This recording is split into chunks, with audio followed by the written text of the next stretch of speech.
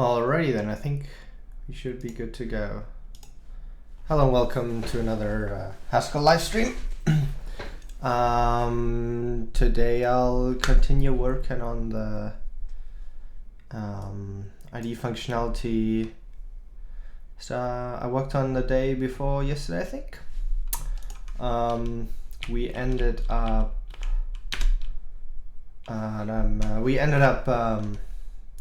figuring out what we want to do today, basically. So most of the time was spent browsing the code and figuring out what's going on. And what we figured out was that there was a bunch of functionality that was hidden in here. If it lets me do this. So in the make monad file, there was a bunch of functionality here that I needed, like getting the timestamps and that stuff. And since last time, I ended up doing a bit of boilerplate work while things were compiling today. So, so this used to be like so.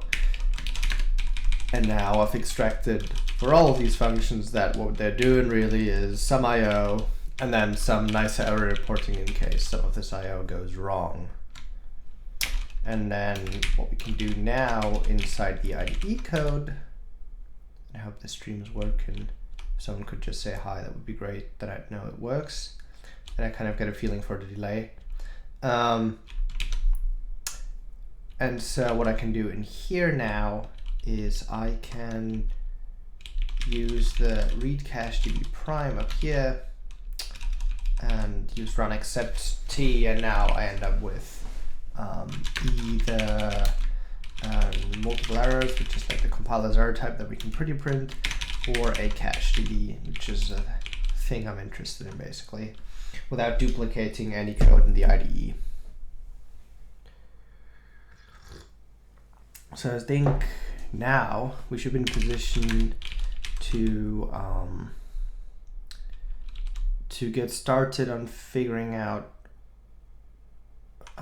what we want to do, and to fill in some of these to-dos I ended up putting in the code when we left here in the last stream. I'll just check that this works. Right, seems good. That seemed like it was working. All right, so this should be a cache DB. We should print this out just to make sure that things work. This is doing, everything looks good here. Thank you very much, Vladimir, that's great. That's good to know. All right, so I read the cache DB, and so now I should be able to just look at it. And we probably want to unwrap some of that stuff, but let's just do that for now, and then we can make the output a bit prettier to see what's actually going on. Well, that's compiling. I think I made like a little test project the last time around, so maybe we can just find that. Oh yeah, PS cache experiment. Right. And if I remember correctly, what we're going to do is we're going to start the server in here. Okay, I'm going to make it force a rebuild, and then we're going to look at the output here. Okay, so this is the cache db file. So we've got an either wrapper around here. I guess what we can do is pull this out into a little buffer here, and then we can see what's going on here and format this a bit to have a look at what's going on. So this is, okay, I think this is what's going on here. Okay, so these are the two modules. We've got dep and main, and dep should have 2 entries in its map. Oops, that's not what I wanted. I wanted this. So these are the 2 entries for dep. And then main also has 1 entry because main does not have a foreign module. So when we the cache info down here, like so. Then if I go to the end of this bracket, I should be all the way at the end. There we go. So that's good, right? So this is the timestamp and the content hash for the FFI file. This is the timestamp and the content hash for the PureScript file, and this is the one for the main. Okay, so we're getting the correct information. That works. All right, so let's make sure we pull this over here. Just gonna assume that worked.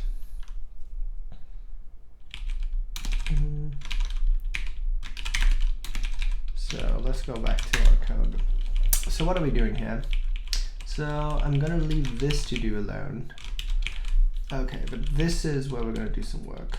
So we're gonna read the cache DB, and then we're gonna update it.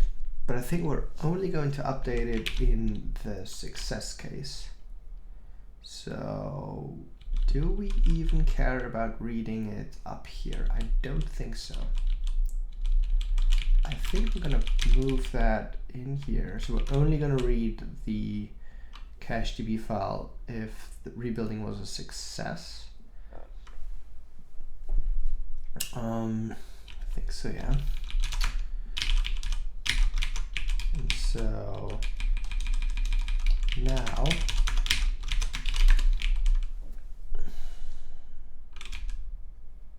why is this not indented up? I need to do this.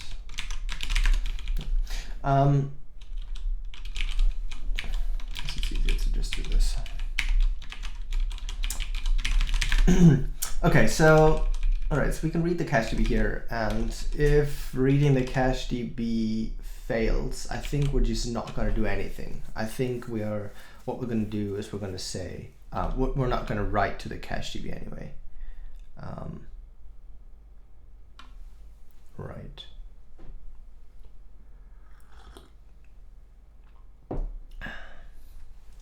So what we're going to do is we're going to say we're going to read the cache DB, and then we're going to adjust it, which is this line below, and we're going to adjust the cache info for the module name.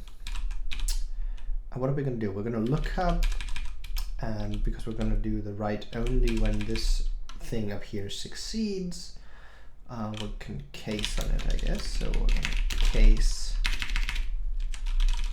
and say, well, in the left case, we could output an error here. For now, I'm just not going to do anything.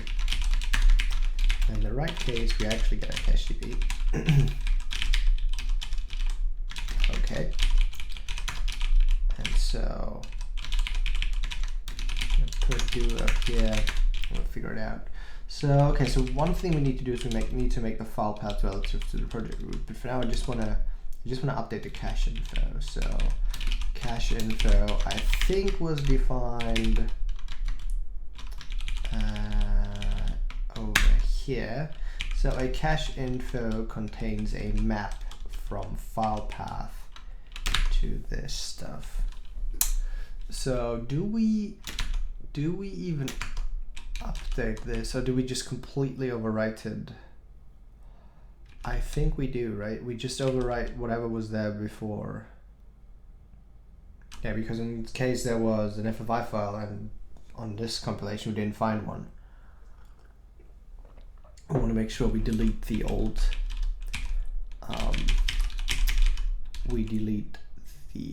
entry. So this is just going to be default for now, and I hope that this thing has the type cache info. And we're going to figure that out by running GHC IDE, which is going to run forever, unfortunately.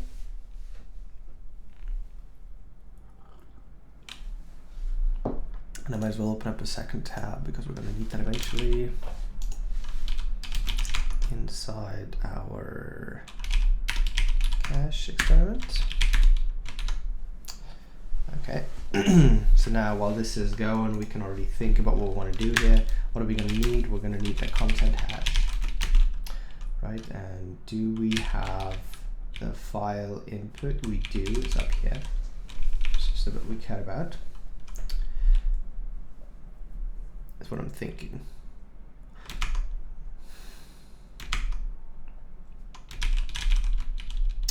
So there's this hash function up here. I need to see what that's for being used. Get hash, is that what's going on? Oh, we can get the hash for the function from that thing. I think I called that. Yeah, this is where that is. Get input timestamps and hashes. So we've already got the information we need, right? Get input timestamps and hashes, which gives us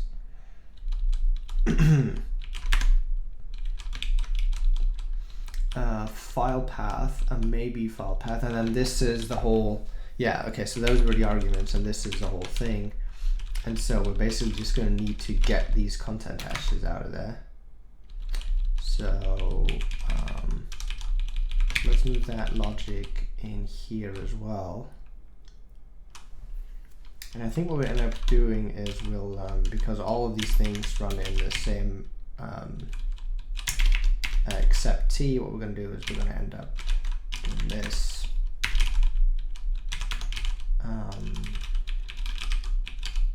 So what's this actually? This is input timestamps and hashes. So hash info, I guess it's not entirely true because we're going to need to traverse that thing. Okay, so now we're getting a parse error. So okay, so that's happening over here. So we probably don't need to get the content hash like that.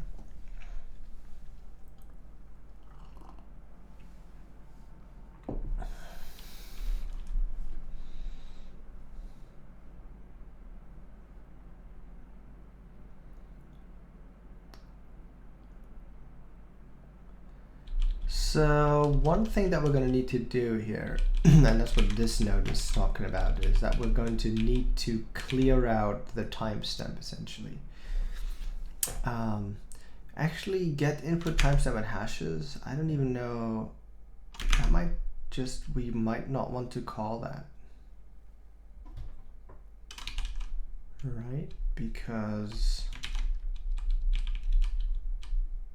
well, okay, I guess the current API expects a file path, so we could just, so it does not allow the user to just pass a string as the module they want to compile. So we could actually do this in here. The main thing is that we cannot, damn it.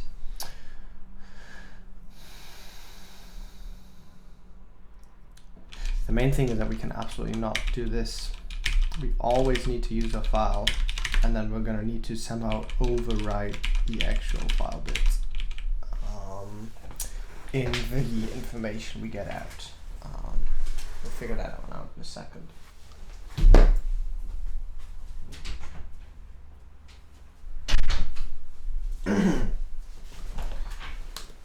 But maybe we, because we are already reading the file up here, maybe it's easiest to just do the hashing ourselves. Can't be that hard, right? Famous last words. So hash file is the function we're interested in. The timestamp we don't care. So where is hash file defined? Hash file is over here, which just takes a file path and gives us back a content hash. So I can just work with that and be fine. So this is rebuild. Here we go. So we're not going to do this thing. Instead, what we're going to do is we're going to say content hash. It's going to be p.hash file, and then that's the file path. Okay, so where is it choking? 102 up here. Yeah, that's because I'm not indenting these. Like so. And so now it's complaining about things not being scaled, which is correct because that no longer exists.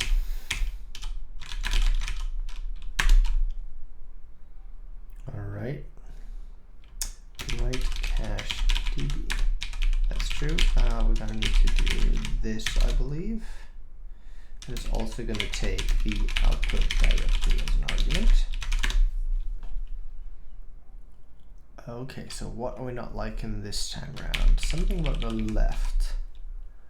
Oh yeah, because we no longer need to cache because the whole thing is running in except T now, because we put that all the way out here. So now we can just do this and remove the indentation again. All right, so 96. We're getting some arguments wrong here. And the problem is that we're, what's right cache to be? It's argument, right cache to be. Right cache to be prime just takes a, wait, that's not the one I was looking for. It takes a file path and a cache DB. It's supposed to return M. So file path. What's the type of this thing? Let's just write out the unmodified cache DB for now. All right. That seems to compile just fine. So now we're getting something here wrong, and I think this is what we need to do. Yes. So this is now needs to be a cache info. Right.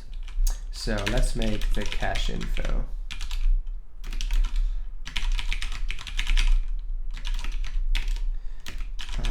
And I believe that was a new type, so let's look it up again. Maybe I should split now. Cache info down here. So that's a map. Okay, so that's a new type around a map from file path to these things. Okay, so this needs to be a map. So we're going to do m.fromList here. Okay, so what's the, and this is going to be a mapping from file path to UTC time content hash. And this is where we have the situation where we potentially have a content hash that we need to provide for the FFI file. And again, we'll care about that a bit. For now, what we're going to do is we're going to say the file path is file, and we need to make this relative. So maybe we can just look up how to do that now. Let's see if there's a function for that. If there's not, we're just going to write it ourselves. So file path is relative. Is there like a relative to? Make relative. Okay, so contract a file name based on relative path. Okay, so given the base and a directory, it's going to give us the relative path.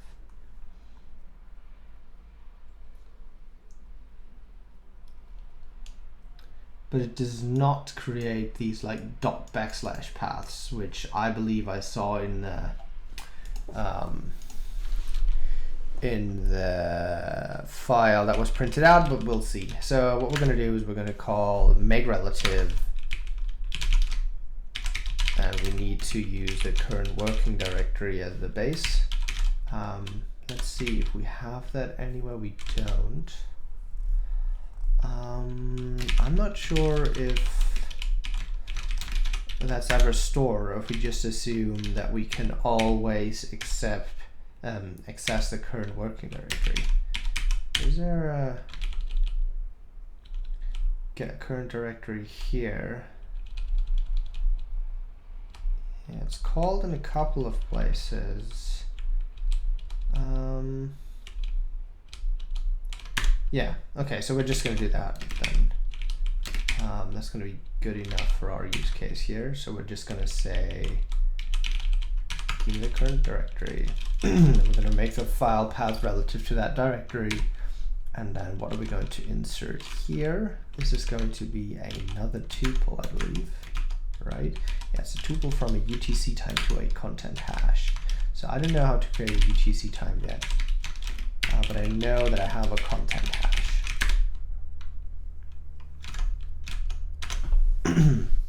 So complaining about get current directory not being in scope, which is correct.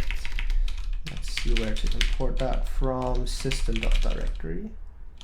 Do we have that yet? No, we don't.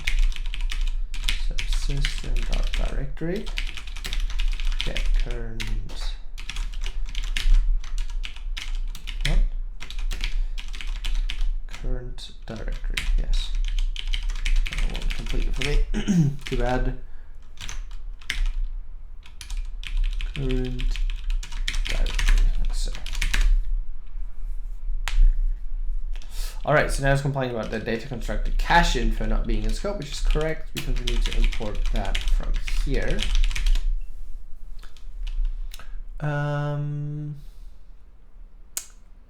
Says we still don't have that data constructor. Let's find out why that is. That's because, yeah, I need that export, so that's no longer going to be hidden.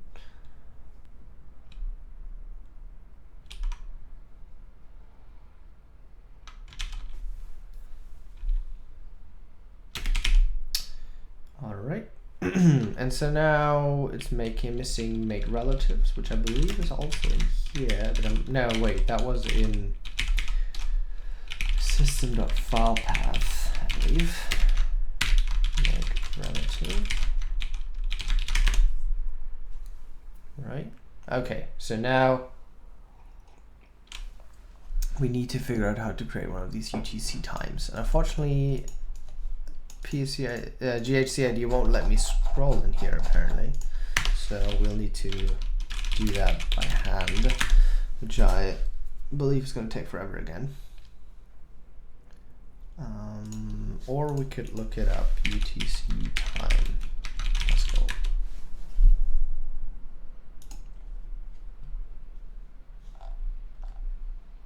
So this is UTC time. Is there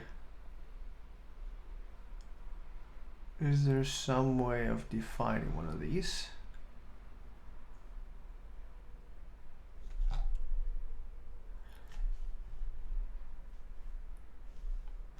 I basically want to pick like a static time that's never correct. So like something like 1970.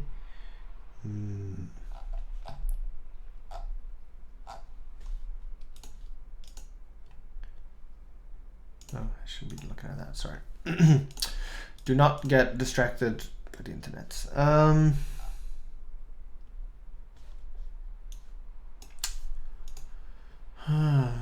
do we create one of these that says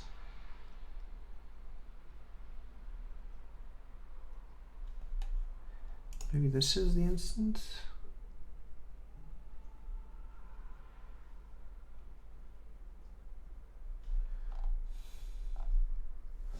Is there like some way of just getting time 0?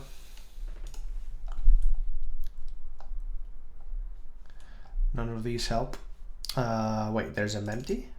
Oh wait, that's a mempty for cache info. Yeah, I want to know. Wait, what? Why is it thinking that I need a whole fit for an entire cache info? No, this is a UTC time. Right? No? Oh, do I have a second hole in here somewhere? Oh, I do, down here. Yes, I do. Okay, so this is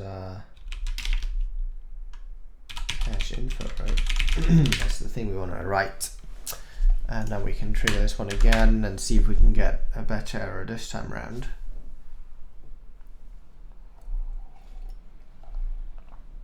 All right, so now the whole is UTC time. Is there some kind of constructor that we can just use? Undefined, that doesn't look great. No, I don't think so. Okay, so now how do you create one of these? See, there's some piece of documentation somewhere. Okay, data.time. UTC time for actual times, and the day, with 0 being this day. Okay, so we're just going to use that day then. Okay, so I'm just going to make horrible choices here, and we're going to use from data.time.clock.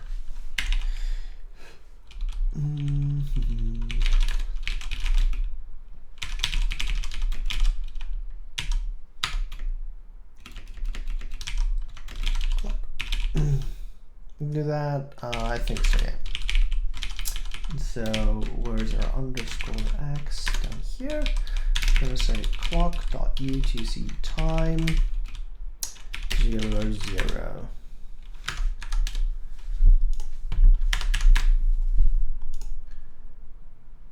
And ideally that's gonna give us, what's gonna give us, what day is that? The day, which has does not have a num instance. Okay, so how do I make a day?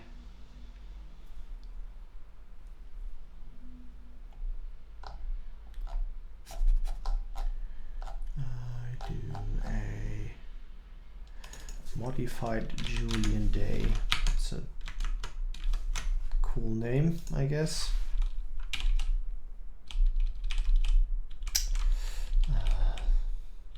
Let's see if we can just import time, and if it re-exports the other stuff. That would be nice. So we're saying clock down here. Let's just define day 0 or something, which is a UTC, which is time.utc time. And day 0 is supposed to be a time.utc time of, this is the day, I think the seconds are just that. This is a modified Julian day of 0, which again is the time prefix. See if that builds. Almost. This now needs to be day 0 up here, of course.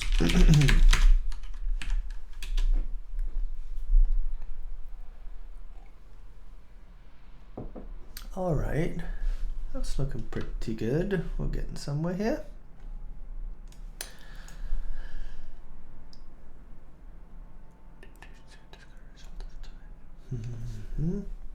That's true. We're ignoring this right now, which is actually, we don't want to ignore that eventually. So I'm gonna, I am going to not insert that there. All right, so we have the old cache info. We're updating the content hash for the pers file that has been edited, and we're inserting it at a nonsensical date, but the content hash should be correct. So when I go into our test project, right, and I modify, how do we do this?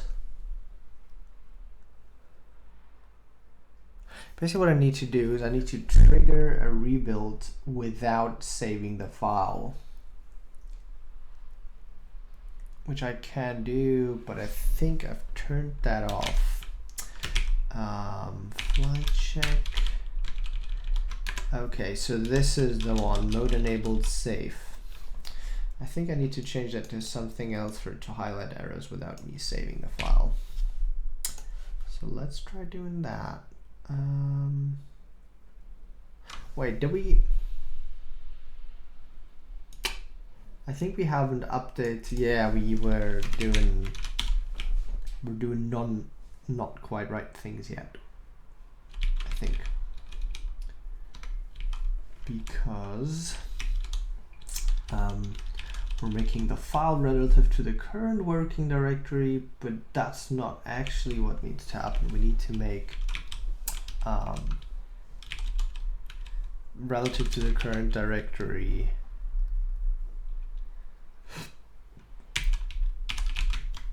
from maybe file actual file. Here's what I'm thinking. Because the user might have given us a temporary file that they saved somewhere, but we need to, in the cache DB, still point to the file that they actually have in the project, and which is contained in this maybe file path that is actual file. So I think we're doing that here now. So I might be able to take out this to do once I've demonstrated it working. So let's make sure that we can actually get it to work first. So what we're going to do is we're going to look at the cache DB file here, I guess. All right. And how about we just save that to, I'm just going to put that in a scratch buffer here for now.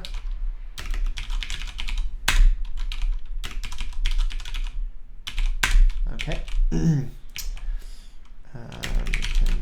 Jason print the buffer. There we go. Okay, so this is the one we had so far. Now I'm going to go ahead, change into the project. All right, we started the server. I'm going to make a change, revert it basically, and then I'm going to save the file. Just going to trigger a rebuild. And ideally, when we take a look at this file again now, and some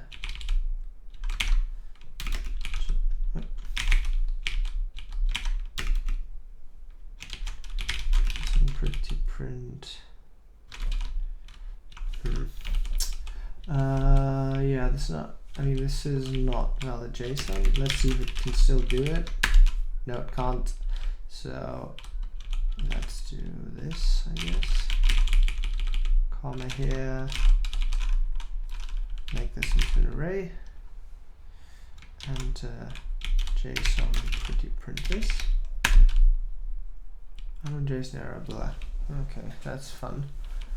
Why is it not doing the thing?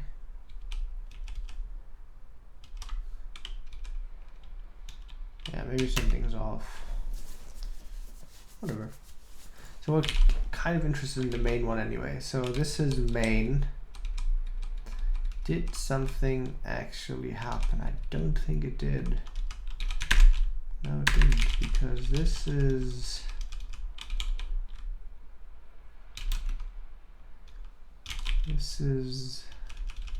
the exact same timestamp as above. So I'm wondering what's, oh, I didn't recompile. Oh, stupid me.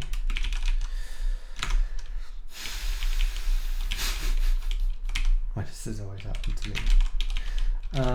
Okay, so I'm gonna make another buffer down here. I'm gonna call it scratch1, and we're gonna put the result in here eventually. First, I'm gonna go in here, make sure I kill the server. I'm gonna stack install --fast.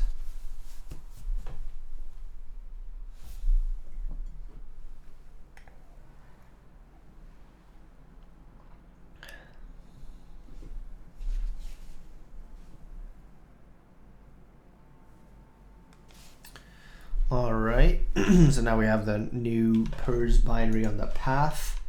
And now I'm going to go back into my main file, start up the server again, insert a line, delete one, like so, save the file, trigger rebuild. And now we go and check out our output. Okay, that was some output. That's not the one we cared about though. Yeah, because now we're going to do the more on the output cache again, and this time, so for one, you can tell that this path is very different from this one down here, up here, but this looks like exactly the timestamp we wanted. And the important bit is that this this content hash needs to be the same as it was up here. And that looks very similar, F6B228, which is exactly this. Yes, okay, so the content hash matches properly.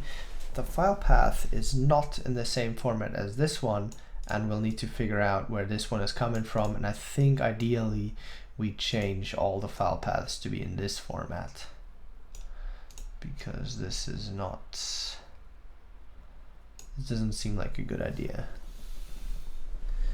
Okay, but I think we've got something here. This looks good. This looks like what I want to have happen.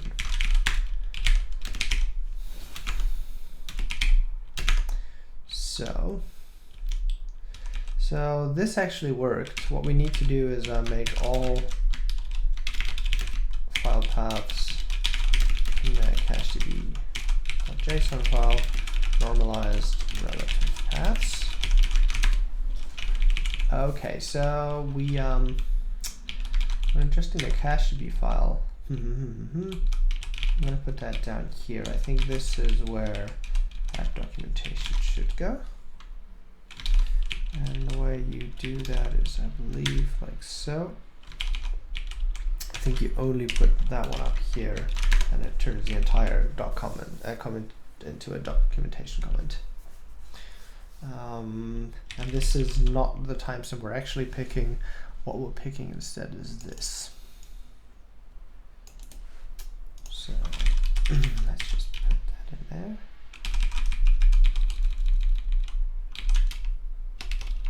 Like so.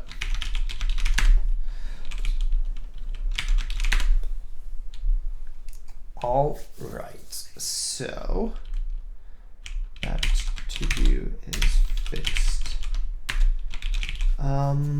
Now we need to figure out how to deal with the FFI files, right?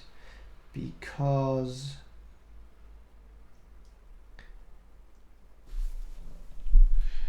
yeah, this is what I believe is actually going on. Yeah, because okay, so why do we need to care about the FFI? Because if we look at this file over the cached over here, it contains an entry for the JavaScript that is associated with the module dep. And right now we're only writing out the pures file, but if there's an existing FFI file, we also need to make sure we read that and insert that into the map.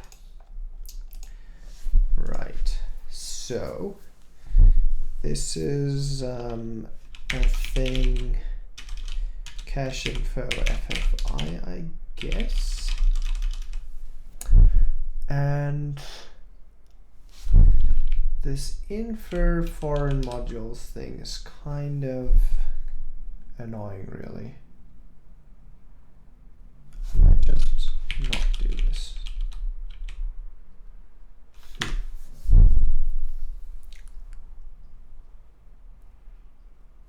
Was I doing this before?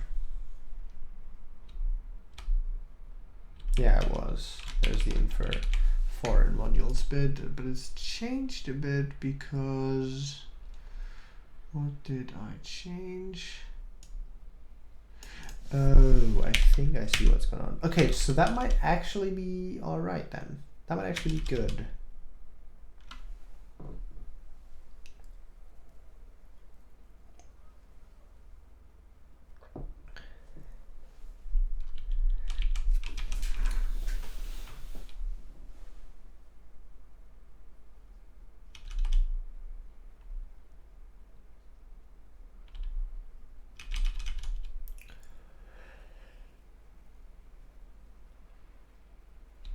So if I'm looking up the foreign path for the actual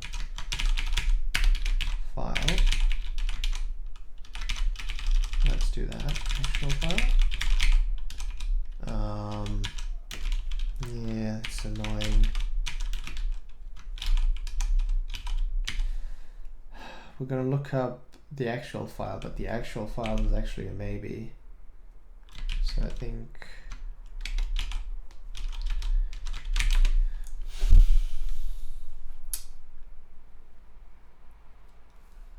how does this work again? Why am I getting tired?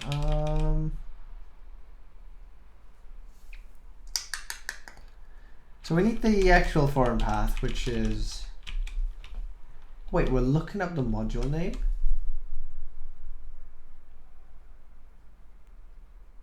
So is this overwriting the module name of the actual file?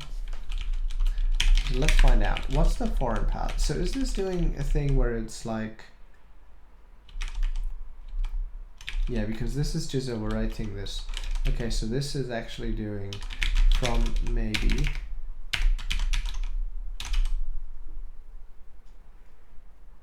I don't think this is fine though. No, we can't do that. That's not overwrite. I need to revert this to do what it did before. Because we cannot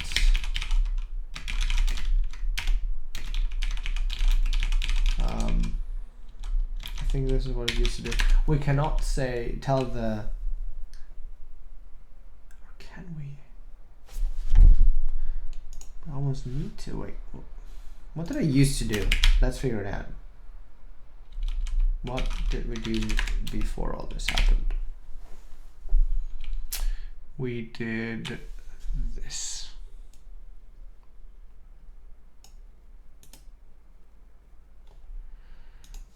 Which is, yeah, that's basically what I'm doing now. Okay, so we used to do this, and now what do we need to figure out?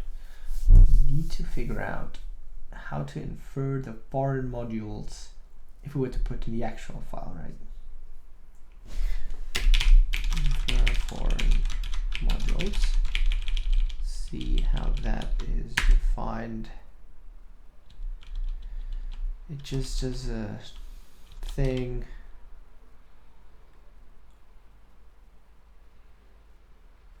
Or it checks whether the file exists. And then it returns it.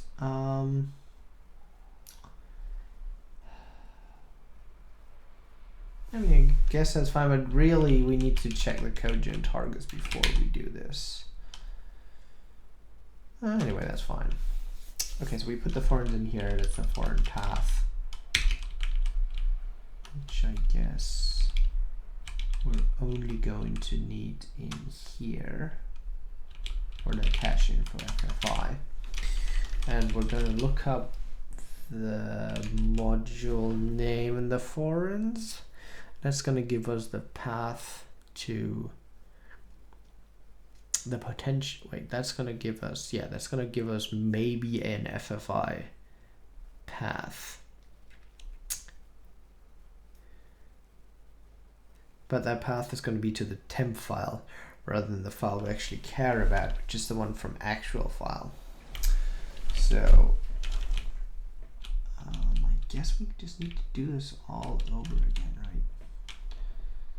So I'm going to do the info twice, I believe, and then we can figure out if that's a waste or not. So what we're going to do is we're going to say from maybe file actual file, and then we're going to look up the foreigns, and we're going to join the thing at the end because that's going to be a maybe. Right, because the lookup may fail, and there might have also not been a foreign module for this module essentially. Okay, so the cache info FFI is going to be, well, I mean it's going to be a maybe, right? So we're gonna say this is the foreign path. We're going to say case. So cache info is always going to be this one, but we might add an element in here. Right, so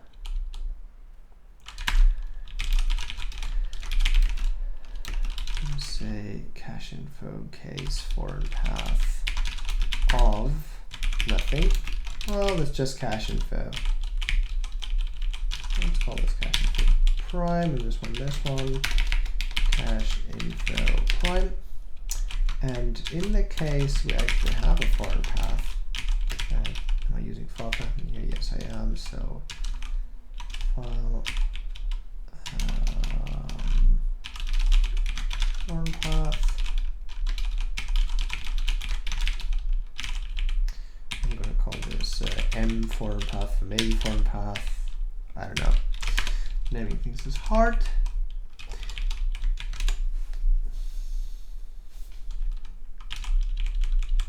And let's just have this be a list for now so that we can insert into it here. So if we find a foreign path, we're going to do something like this. But this time around, we're going to insert into the existing cache info prime. And the key is going to be this file, right? And the value is going to be day 0 of, and this is what we're going to hash the foreign path.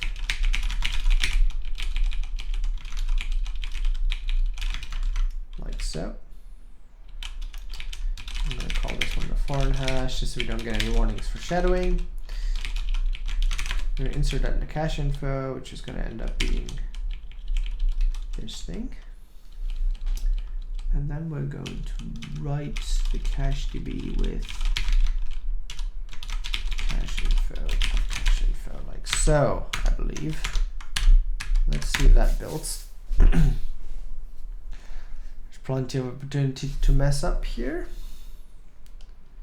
So it's telling me that something's wrong on line 85, which is very possible. What did I change?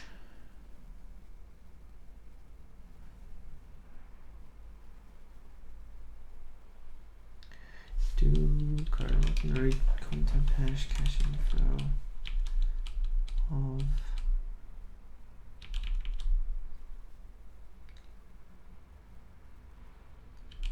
there's no problem here.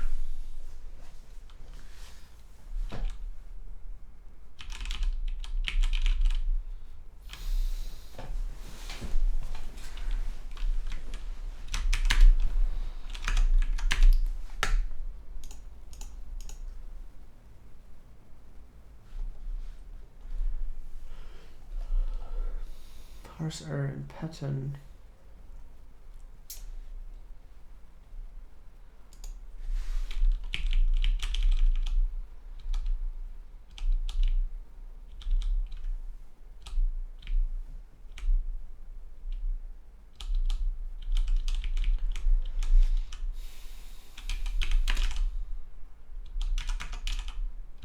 Let's just say we do this as an indentation problem. Like so, maybe. Maybe I was missing a do up here if it wasn't the arrow wasn't particularly helpful. Okay, so now we're getting other errors. Okay, so that's good. So I'm gonna try to put things back like so.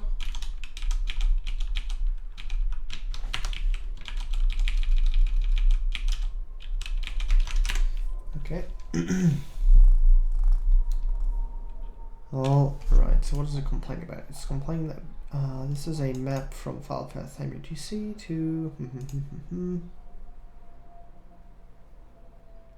map of file path to map of file path. Okay, so that's wrong. So where am I doing that? So I'm trying to insert into a map. This is supposedly the key. This is the value. Cache info prime is supposed to be that. So that seems fine. I guess this actually, oh wait, this needs to be a pure. Okay. Are we good? Still no.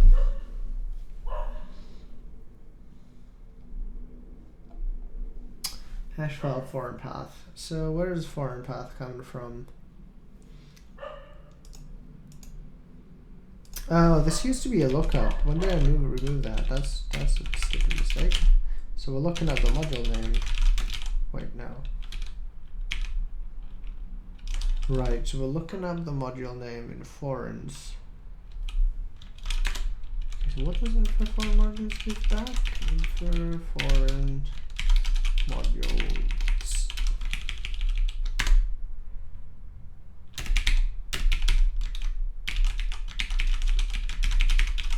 We're looking for this one though, which takes a map of module names. Which we are giving it, gives back a map of module name to file path. Which we've taken out here. And we're doing the lookup. Does it, oh, it always returns.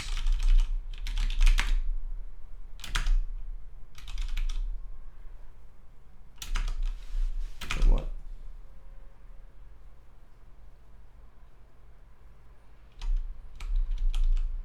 What's happening here?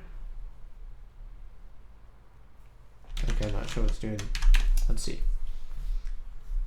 If the types work out, I don't mind. Okay, they don't. Cache info.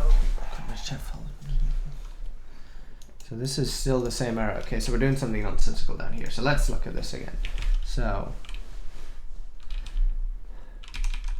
I'm gonna make this into a map.singleton with these two arguments, like so.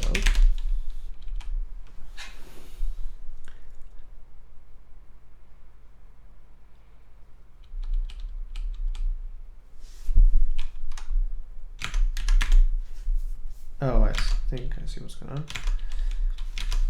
This needs to be this.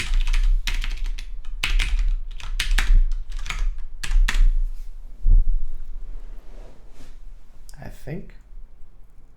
Okay, so now we're compiling. Okay, that was way harder than necessary. So I'm sure there's a nice way of writing this, but we'll figure that out once we're there. Okay, so let's try this one, right? So now, when I can solve this one more time.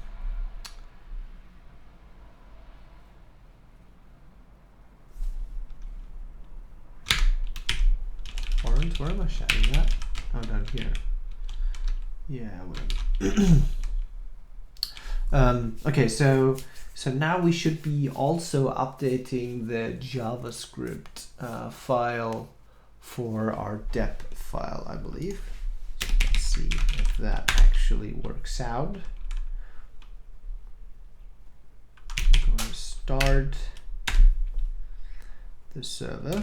I'm going to open up the dep file in here. Insert something, delete something. Step 1, compile, find. I call this thing FFI, I don't know, L. It's going to complain. Right. So we can save again. And so now if we do the command out here, what about dep? So this is the pers file which has this date now. So where's the JavaScript? It's not inserting the JavaScript file. The JavaScript file is not here.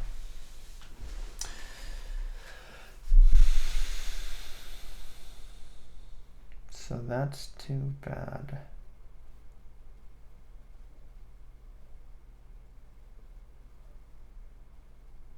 Huh.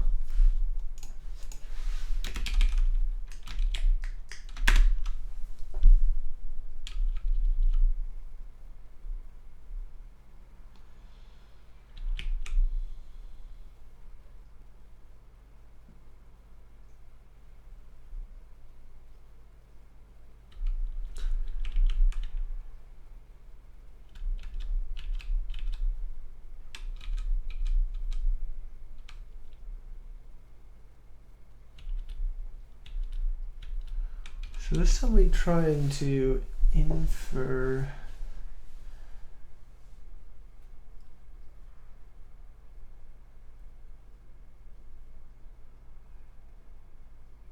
So I'm trying to figure out the forward path here. I mean, I think this should do it.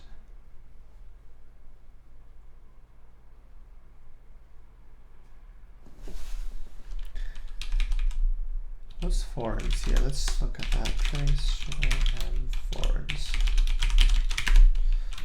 And let's take out, okay, so no other traces left. Let's try that again. Oh, that's not going to work. We need to kill the server first. Okay, so maybe it's going to work actually because we're quick enough here.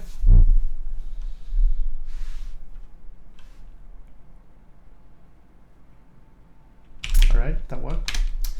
Okay, so I'm going to start up the server, trigger rebuild. So let's look at the output of PureScript's server. So, all right, looks fine. This is the path to the foreign module. That seems fine. So why is this not working? We're looking up the module name, right? We are.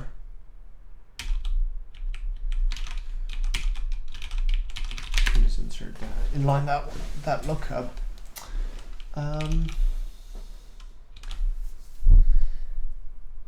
So where are things going wrong?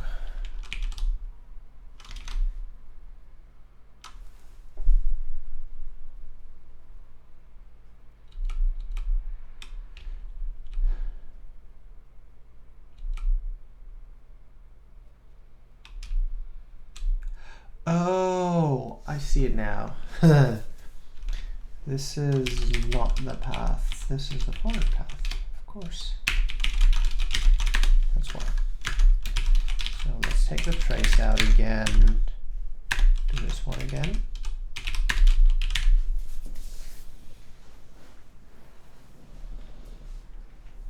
That's the problem with copy and pasting. You better pay attention. All right, so let's try again. I'm gonna start up the server, write it out, save the file, and look at the output. And this looks like we successfully changed this thing. We can see that the content hash didn't change, but the timestamp has. And the hope now is that when I tell it to rebuild, and the problem is probably that these file paths are not going to match. And the hope is that if I tell it to rebuild, that it wouldn't actually end up recompiling dep, the dep module. But if I go in here now and I tell it to first compile source star, like so, startup pers, it actually ended up recompiling these, I think. Yeah, it did. Just too bad. Oh wait, that's interesting. So these file paths, oh my, that's not great. So what's going on with these file paths? If I do this, does it change that? Yeah, those no longer match. So that's not great, really. So it just takes these globs as they come in, I'm assuming, and just puts them in here hard-coded. Or not hard-coded, but basically just as they come in without doing any normalization, which I think we ought to do. So we ought to, yeah. Okay, so that's something that we can do the next time around, I'd say, is normalize these file paths as they go into the database. For now, I'm quite happy with it. Inserting the correct timestamps, or like the intentionally nonsensical timestamps, while keeping the content hashes around as we go through the rebuild process for the IDE. I think that's pretty good, actually. I'd say that's something we can work on. So this to do still stands. We need to normalize all the file paths. And then another one is this one, where do we the word calling infer foreign module. And then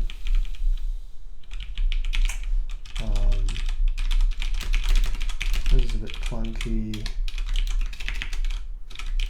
I think we might be able to use, we could use map.alter here, where it's going to use the maybe in a way that doesn't require pattern matching on this out here and dealing with all these ticked names.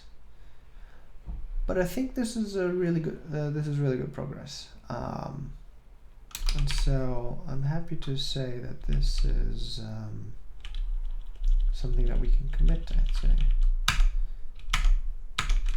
So what this does now is it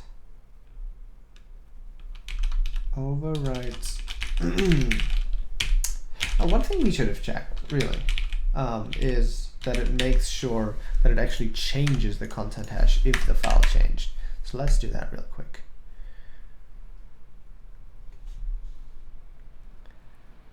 So we never get the content hash for actual file now. We get the content hash for file, which is the temporary file path. So that's good. All right, so we've got our content hashes here. So let's go back into this main file and change this 42 to a 43.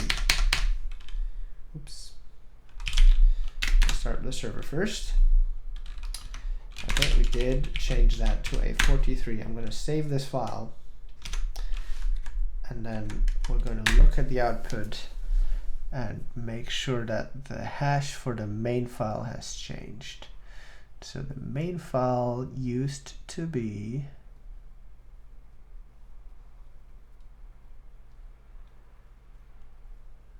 where is it? Up here. So F6 something, and now it's 3B5 something. So that works. Okay, so that seems to work fine. So that's good. So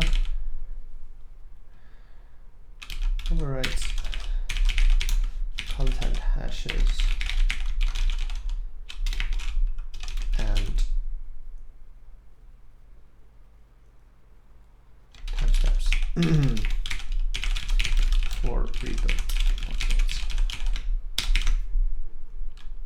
All right, so that seems good. I think this is a nice point of saying of stopping. I'm getting a little tired, and I think we got far enough that we might be able to finish this and make a PR in the next stream, which I think is going to be like 1 or 2 days. Yep. So thank you for watching. I hope you enjoyed, or this is helpful or instructional to you. And let me know if there's anything I can do better, or any other content you'd like to see, or if you want me to explain some like a certain thing.